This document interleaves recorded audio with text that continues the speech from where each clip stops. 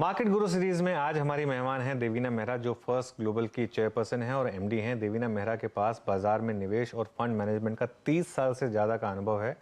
Global markets पर देवीना जी की खास पकड़ है। महंगाई और ग्लोबल मंदी की चिंताओं के बीच बाजार में इस समय क्या स्ट्रैटेजी बनाई जाए, बाजार में इस समय कितना रिस्क और कितना रिवॉर्ड, किन सेक्टर्स पर फोकस हो, कहाँ बेचा जाए, इन सब पर आज देवीना जी से खास चर्चा होगी। देवीना जी गुड मॉर्निंग। और जैसा मैं बता रहा था देवीना जी के बारे में, आईआईएम की गोल्ड मेडल होल्डर हैं। सिटी बैंक में काफ़ी अच्छा करियर रहा इनका, 7 साल सिटी बैंक में बिताए और इसके बाद इन्हें लगा कि किसी और के लिए काम करने के बजाय अपना खुद का एक करियर, एक एंटरप्रेन्योरशिप स्टार्ट की जाए, और उन्होंने फर्स्ट ग्लोबल स्टार्ट किया और 2001 में इन्होंने नैस्डैक की भी मेंबरशिप ली थी और काफ़ी इनकी एक पायनियर रही हैं ये देवीना इस फील्ड में। देवीना, सीएनबीसी आवाज़ पर मेरा ये पहला इंटरव्यू आपके साथ, तो उसके लिए शुक्रिया। नमस्कार। और आपकी पदोन्नति के बाद पहली बार आपसे बात कर रही हूँ, तो उसके लिए बहुत बहुत बधाई। Thank you. तो देवीना जी, मुझे जो आपकी एक लास्ट कॉल, क्योंकि एक रिसेंसी बायस होता है, तो आपकी तो काफ़ी कॉल अच्छी रही हैं, लेकिन जो एक लास्ट कॉल याद आती है वो जो आपने रशिया यूक्रेन वॉर जब स्टार्ट हुई थी उस समय ली थी, मैक्रो को लेकर कि आगे जाके इंडिया के लिए काफ़ी एक्चुअली मामला बेनिफिशियल होने वाला है। और इंडियन मार्केट ने काफ़ी आउट परफॉर्म किया है। पूरी की पूरी ग्लोबल मार्केट में इस समय उनको समझ नहीं आ रहा है कहाँ जा रहे हैं, लेकिन हमारी मार्केट फिर भी रिलेटिवली आउट परफॉर्म कर रही है। कैसे देखते हैं अब आप इसको? हाँ अनुष, तो एक बात तो ये है कि मेरी आप अगर मैक्रो कॉल्स की बात करें तो साल के शुरू में मैंने 2 बड़ी मैक्रो कॉल्स दी थी। एक कि इस साल ये तय है कि रुपया नीचे गिरेगा डॉलर के बनस्पत। दूसरा मैंने कहा था कि ये भी तय है कि इंडिया इस साल आउट परफॉर्म करेगा। तो ये मैंने साल के प्रारंभ में ही कहा था और उसका कारण ये था कि 2021 पहला साल था बहुत वर्षों के बाद जब इंडिया ने आउट परफॉर्म करना शुरू किया था। बिकॉज उसके पहले इंडिया हमेशा औसत ग्लोबल बाजारों के नीचे ही चल रहा था। तो इस वर्ष आप पहले 9 महीने में देखें तो हम लोग नंबर 8 पे हैं 40-42 इंडेक्सेस में, जो कि काफी फिर भी नेगेटिव था, लेकिन बाकी बाजारों के बनस्पत बहुत अच्छा था क्योंकि ग्लोबल मार्केट्स एवरेज 25.5%, 25.5% गिरे थे। और आप जानते हैं यूएस और के तो दोनों इंडेक्सेस उससे भी ज्यादा गिरे, मतलब एसएनपी थोड़ा उससे कम, बट नैस्डैक उससे ज्यादा। तो ये दोनों कॉल साल के शुरू में थे और जैसा कि आपने बोला, जिस दिन वो रशिया यूक्रेन वॉर शुरू हुआ था उसी दिन मैंने कहा था कि इसका असर कमोडिटीज पे रहेगा, वो अलग चीज है, पर जो सीधा सीधा बाजारों पर असर है वो आपको 6 महीने के अंदर आपको नजर भी नहीं आएगा कि ऐसी कोई घटना हुई थी। और वही हुआ। जून में मैंने एक और कॉल दिया था कि अब आपके लिए रिस्क इसमें ज्यादा है कि आपने निवेश नहीं किया, बल्कि इसमें बनस्पत इसके कि आपने निवेश किया हुआ है। तो बाजार में रहने का रिस्क कम है, बाजार से बाहर रहने का रिस्क ज्यादा है। और ये चारों कॉल 40-50 साल का डेटा देखकर ही की गई थी। ऐसा नहीं कि मुझे बैठे बैठे कोई ऐसा दिमाग में कौंधा और मैंने कह दिया। तो ये सब डेटा बेस्ड कॉल्स थी। तो मैं देख रही थी कि जून में जिस दिन मैंने वो कॉल किया था उस दिन निफ्टी क्या था, तो वो 15,293 था, तो 15,300 से थोड़ा नीचे था। उसके बाद जैसा कि आप सबको मालूम है कि 2 महीने में लगभग 18% बढ़ा। तो अब आज अगर हम देखें तो मेरा तो ये कॉल है कि भारत का आउट परफॉर्मेंस तो जारी रहेगा। ऑफ कोर्स, मतलब वो जून के बाद एकदम से बढ़त आई थी, तो उस एकदम से उसके बाद उसी स्पीड से तो नहीं बढ़ता है बाजार। सो थोड़ा वॉलेटिलिटी रहेगा, थोड़ा उतार चढ़ाव रहेगा, लेकिन फिर भी ऐसा कोई उसमें बड़ा रिस्क भारत के बाजारों में नहीं नजर आता। लेकिन जो चीज फर्क है 2021 से, कि 2021 में ऐसा बाजार था कि लगभग सभी कुछ चला। अब वो स्थिति नहीं है इस पूरे साल भर से ही। तो आपको थोड़ा सेक्टर, कंपनी, इन सब का चुनाव थोड़ा ध्यान से करना पड़ेगा। हाँ, वो याद है मुझे, 15,300 के करीब था उस दिन निफ्टी, और अभी इस समय निफ्टी है 17,300 पे, तो करीब करीब 2000 पॉइंट की रैली देखी है हमने। देवीना, कल यूएस मार्केट में एस&पी 500 ने 52 वीक लो ब्रीच किया और वहां से रैली आई फिर इंट्राडे में। इंडियन मार्केट तो अभी भी अपने 52 वीक लो से काफी दूर है। क्या इंडियन मार्केट ने एक रीजनेबल लो बना दिया है? क्या अब हम वो 15,000 के लेवल पर वापस नहीं जाएंगे? आई मीन, एक ऑफ कोर्स होने का कुछ भी हो सकता है, लेकिन जो क्यूज आप देख रहे हैं उसको देखते हुए आपको लगता है कि वो एक रीजनेबल बॉटम बन चुका है इंडियन मार्केट के लिए? ऐसा लगता तो है, मतलब आप अगर प्रोबेबिलिटी या संभावना के हिसाब से हम्म। देखें तो अब यहाँ से, जैसे कि मैंने कहा, थोड़ा वॉलेटिलिटी, थोड़ा ऊपर नीचे नजर आता है, बहुत बड़ा डाउनसाइड नहीं नजर आता अभी। अपसाइड पर जो 18,600 का लेवल था हमारा ऑल टाइम हाई का, अब उसको हिट किए हुए हमें एग्जैक्ट 1 साल हो गया है।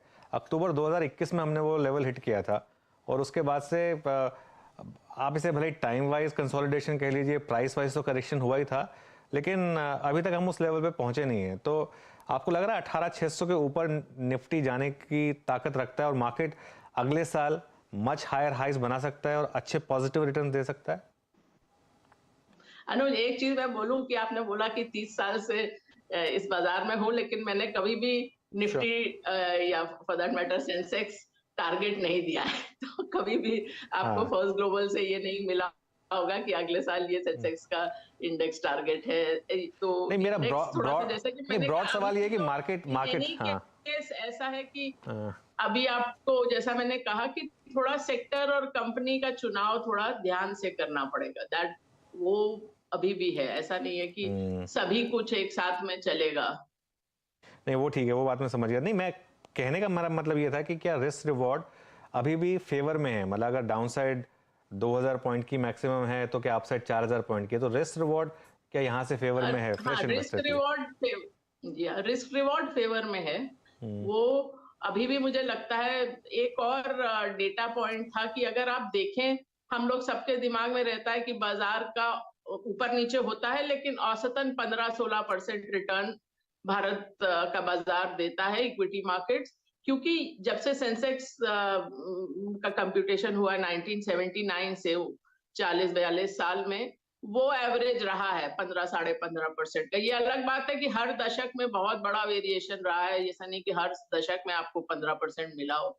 पर एक हम लोगों ने बड़ा इंटरेस्टिंग चीज की थी कि अगर आपने 100 रुपए निवेश किए होते सेंसेक्स में शुरू में, तो अभी आपको मतलब ये 2 महीने पहले की बात है, तो आपको 44,000 मिलते हैं। अब हमने कहा ऐसा हो कि आपने 10 अच्छे जो बेस्ट दिन थे वो मिस कर दिए, तब वो 44,000 क्या होता है, 15,000 हो जाता है। तो 40 साल में 10 दिन मिस करने पर आपका वो 44,000 में से 2/3 रिटर्न निकल जाता है। अगर आप 30 दिन मिस कर दें, जो कि औसतन साल में एक दिन भी नहीं बैठता, तो आपका रिटर्न 44,000 से 4,000 आ जाता है। तो ये बहुत इंपॉर्टेंट है कि जब और ये जो जो ऊपर बहुत बड़े मूव वाले दिन होते हैं, वो नॉर्मली तब आते हैं जब मार्केट थोड़ा सा डरा हुआ रहता है, लोग सेंटिमेंट खराब रहता है, तभी आते हैं। ऐसा नहीं, बुल फेज में वो नहीं आते बड़े मूव वाले दिन। खाली एक्सेप्शन था वो हर्षद मेहता वाली तेजी, जब वो मार्केट रिग्ड थी, तो वो नॉर्मल मार्केट नहीं थी। उसके अलावा कभी नहीं हुआ, चाहे भारत हो चाहे यूएस हो, कि वो बड़े मूव वाले दिन बुल फेज में आए। वो हमेशा जब बाजार मंदी में होता है, लोग निराश होते हैं, तब वो आते हैं। तो ये, और दूसरी चीज एक और, अभी रिसेंटली अभी उस पे तो आर्टिकल लिख रहे हैं, अभी लिखा नहीं है। आप सारी एकेडमिक रिसर्च देखें तो सेंटिमेंट जो है वो उल्टा इंडिकेटर होता है। जब सेंटिमेंट बहुत अच्छा होता है, सब बहुत प्रसन्न होते हैं, लगता है सब अच्छा ही अच्छा हो रहा है, उसके बाद का जो फेज होता है वो सभी बाजारों में, ये मतलब भारत के लिए नहीं, ये स्टडीज मैंने कम से कम 3-4 कॉन्टिनेंट में 4-5 अलग देशों के लिए देखी हैं। तो अगले जो फेज होता है उसमें मार्केट का रिटर्न औसतन से कम होता है। जब सेंटिमेंट बहुत खराब होता है, अगले पीरियड में रिटर्न औसत से ज्यादा होता है। तो ये भी एक चीज है कि आप नॉर्मली जो निवेशक होते हैं, स्पेशली जो रिटेल निवेशक होते हैं, वो होता है मार्केट गिर गया, अभी डर लग रहा है, अभी थोड़ा सोचेंगे, अभी जब चीजें थोड़ी स्पष्ट हो जाएंगी तब वापस बाजार बाजार में आएंगे। तो उसमें आप वो बड़ा मूव मिस कर जाते हैं। तो अभी भी मैं मेरा जो मैं जो सलाह दे रही हूँ वो ये है कि आप अब निवेश करें। अगर आपने, मतलब आप वेट कर रहे थे निवेश करने का, आपने जून में भी नहीं किया, तो अब आपको ये 2-3 महीने में वापस मार्केट में, मतलब एक साथ में नहीं तो 3 महीने में आप 1/3 1/3, एक तिहाई एक तिहाई एक तिहाई करके आ जाइए बाजार में वापस। क्योंकि जब वो एक बड़ा मूव मिस हो जाता है, उसको आप नहीं मेकअप कर सकते। वो जैसे कि आप 2020 में देखें तो हम लोगों ने मार्च 23 को कहा था कि अब ये मार्केट में वापस आना चाहिए आपको, और हम लोगों ने अपने ग्लोबल और इंडिया फंड, जहां हम लोगों ने बिल्कुल ही लो रिस्क स्ट्रैटेजी कर दी थी, कैश में चले गए थे, फिक्स इनकम में चले गए थे, हम लोगों ने तब से निवेश किया। पर अधिकतर लोग उतनी जल्दी चेंज नहीं कर पाए कि मार्च 5 को आप कह रहे हैं कि निकल जाइए और मार्च 23 को कह रहे हैं कि वापस आ जाइए। लेकिन अगर आपने उसके बाद के 5 हफ्ते मिस कर दिए थे अप्रैल तक, तो वो यूएस भी इंडिया भी उतने समय में 30% चल गया था। तो उसके बाद आप चाहे जो भी कर लें, वो आप 30% नहीं मेकअप कर सकते। तो देवीना जी, एक और फिर आपसे बात कर लेते हैं, क्योंकि इस समय सबसे इम्पोर्टेंट जो चर्चा चल रही है कि यूएस में जो क्या हो रहा है, एंड गेम क्या है आपके हिसाब से? क्या एंड गेम है कि जो इन्फ्लेशन है वो है तो रेड हॉट, लेकिन शायद थोड़ी नीचे आई है। फेड अगले 2 मीटिंग्स में वापस 75 पॉइंट बढ़ाने वाला है इंटरेस्ट रेट। तो ये कहाँ आप इसका टर्मिनल रेट देख रहे हैं, कहाँ इसका एंड गेम देख रही हैं, और इसका इंडियन मार्केट पे क्या इम्पैक्ट पड़ेगा, स्पेशली फंड फ्लो के हिसाब से? देखिए, 2 चीज़ है। एक तो ये कि अभी तो इन्फ्लेशन हाई है, बट कल तो अभी भी ऑल टाइम हाई बनाया, ऑल टाइम नहीं मतलब 40 साल का हम्म। हाई बनाया, चाहे ईयर ऑन ईयर देखें, चाहे मंथ ऑन मंथ देखें। तो और ये भी डेटा से स्पष्ट होता है कि जब इन्फ्लेशन इतना हाई होता है, तो वो 1 तिमाही, 2 तिमाही में नीचे नहीं आता है। वो फिर थोड़ा समय लगता है। इवन जो पिछली मीटिंग में फेड ने बोला कि 2% से तक आते-आते तो 2025 हो जाएगा, 2% के आस-पास भी आते-आते। तो अब लेकिन फेड ने ये तो क्लियरली बोला ही है कि हम लोग को रेट बढ़ाते जाना है जब तक इन्फ्लेशन कुछ हद तक तो कंट्रोल में, नियंत्रण में नहीं आती है। तो वो तो अभी चलेगा। तो अब वो मतलब वो आखिरी नंबर वो 4.5 है कि 4.7 है कि 4.9 है, 5 है, वो तो अभी फेड को भी नहीं मालूम है। बिकॉज़ ये सब तो डेटा पे बेस्ड रहता है, तो मतलब ऐसा नहीं है कि आज फेड को भी मालूम है कि टर्मिनल रेट क्या होगा। और रिसेशन आप देखें तो वो भी, अब वो आप टेक्निकल डेफिनेशन ऑफ रिसेशन देखें तो 2 तिमाही तो नेगेटिव जीडीपी की आ ही चुकी हैं। और पहले फेड ये कहते थे कि अ, हम लोग इस तरह से करने की कोशिश कर रहे हैं कि इकोनॉमी पर उतना नेगेटिव इम्पैक्ट नहीं आए, पर अब तो वो खुद ही बोल रहे हैं कि हम चाहते हैं कि जीडीपी बिलो ट्रेंड लाइन आए। तो अब बाजार थोड़ा अलग जानवर होता है। जो अर्थव्यवस्था में हो रहा है, चाहे वो भारत में हो या अमेरिका में हो, ये जरूरी नहीं है कि बाजार उसके साथ साथ उसी टाइम फ्रेम में चले। अब दूसरी बात ये है कि पहले 3 तिमाही जो रही हैं अमेरिका के लिए, उसमें एस&पी नेगेटिव में रहा है, नैस्डैक तो खैर और भी ज्यादा नेगेटिव में रहा है। ये पिछले 50 सालों में ये चौथी बार ही हुआ है कि तीनों तिमाही में नेगेटिव रहा हो एस&पी। अब उसके बाद प्रोबेबिलिटी ये बहुत हाई रहती है कि वहां से वो ऊपर जाएगा, क्योंकि ऐसा नहीं होता कि कोई भी चीज घटती ही चली जाए।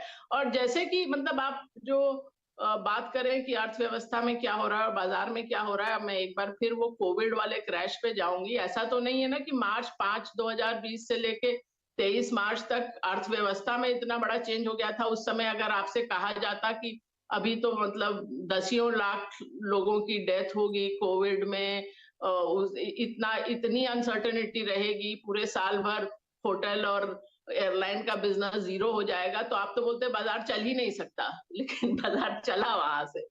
तो वो वो दोनों चीजें थोड़ी सी अलग अलग होती है। तो अभी जहां तक भारत की तो मैंने बात की ही कि मुझे लगता है कि थोड़ा बहुत वोलेटिलिटी थोड़ा ऊपर नीचे होगा, पर ट्रेंड नेगेटिव नहीं है। तो अमेरिका के लिए भी काफी हद तक वही बात सही है, खास करके नॉन टेक साइड पे। तो नॉन टेक वहां पर आउट परफॉर्म करेगा। टेक्नोलॉजी में अभी भी हो सकता है थोड़ा बहुत ऊपर नीचे हो, और भारत आउट परफॉर्मर रहेगा। और 2-3 मार्केट्स हैं जैसे कनाडा, ब्राजील, इंडोनेशिया, ये सब आउट परफॉर्मर लगते हैं।